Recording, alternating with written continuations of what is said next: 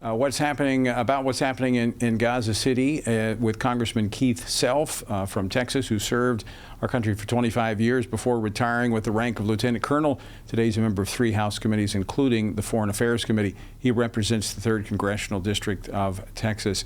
Congressman Self, welcome back to Washington Watch. Thanks so much for joining us. Great to be here with you, Tony. Thank you.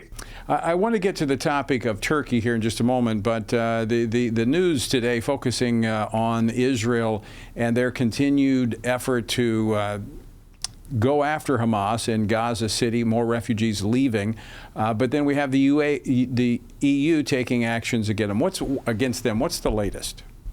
Well, the latest is that Israel's been very clear. They dropped leaflets telling people they've opened a new corridor to leave the zone that they were going to have new combat operations in. But nothing has changed with Hamas. It's very clear. If Hamas releases the hostages, dead and alive, and if they will surrender, this war would be over. They are effectively using both their infrastructure and the Palestinians as human shields, infrastructure shields. This needs to stop. Hamas needs to do what they need to do. Yesterday, U.S. Secretary of State Marco Rubio visited Qatar, reaffirming America's support for the Gulf ally as the region kind of reels from last week's Israeli strike on Hamas negotiators in Doha. Now, before leaving Israel for Qatar, Secretary Rubio reiterated America's unwavering support for Israel's offensive in Gaza. So what do you make of how the Trump administration is handling the latest developments? Well, they're walking, they want allies on both sides. Our largest air base in the Middle East is in Qatar. Obviously, our support for Israel is unwavering. They want to get the Abraham Accords expanded. So this is an all-government approach to peace in the Middle East. But Hamas is the main sticking point now. You don't hear a lot from the other Iranian militias, Hezbollah, so forth, right now. So if Hamas would do what they need to do, President Trump would be successful bringing peace to the Middle East. Okay, Congressman Self, let's talk a little bit about what might be fueling some of the unrest in there. It could be one of our own allies in NATO. Turkey has been supportive of Hamas. Today, the House Foreign Affairs Committee had a markup on a bipartisan standalone State Department reauthorization, and you actually addressed this issue of Turkey and concern. Tell us why you're concerned about Turkey and what you are attempting to do. Well, I have an amendment. We have not yet addressed it. It's still coming. But what I will say is we need to make sure that whatever we sell to Turkey in military weaponry, it does not erode the qualitative military edge that U.S. law affords Israel. That's all it says. Let's just make sure that we are not eroding Israel's military edge.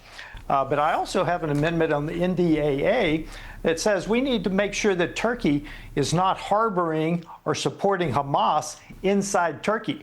So as the chair of the Europe subcommittee, I am very concerned about Turkey's actions vis-a-vis Israel. Currently, the United States has had a hold on the sale of certain fighter jets to Turkey because they're playing along with Russia. They're getting their anti-air defense mechanisms from Israel, or from Russia, I should say.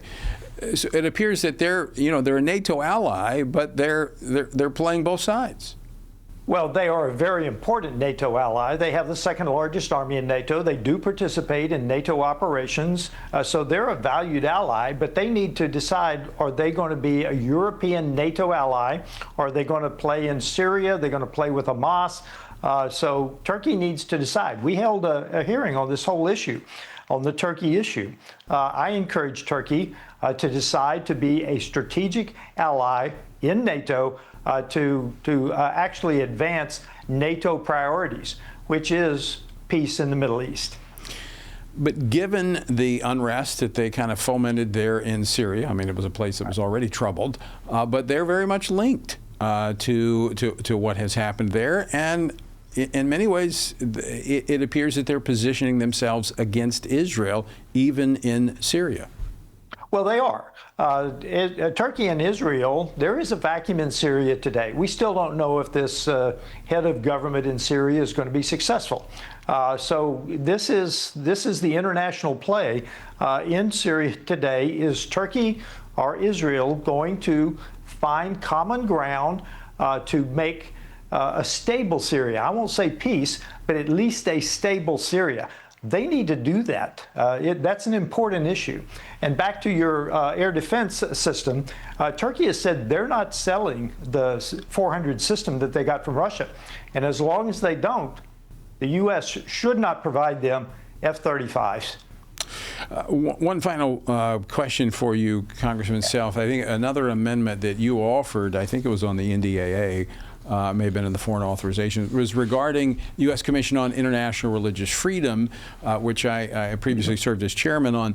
You're asking the State Department to kind of answer questions as to why they are not responding to or going along with what the Commission is recommending when it comes to countries of particular concern, those that violate religious freedom rights. That's right. They're not acting. All I want them to do is to tell us why they are not acting on recommendations on countries of particular concern. Those are the countries that we believe are threatening religious freedom, are going against religious freedom. I simply want them to tell us why they are not acting as they should under U.S. law. It is a creation of Congress. That is why Congress created it. It reports to both Congress, the State Department, and the administration. But I would like to see those answers, because I know that during my tenure we were able to get Nigeria listed as a country of particular concern. That was reversed by the Biden administration, and that has we've not seen that reenacted under the Trump administration. So I hope you'll share those answers with us when you get them. Absolutely. Be happy to. All right, Congressman Keith Self, thanks so much for joining us. Always great to see you. Thank you, Tony.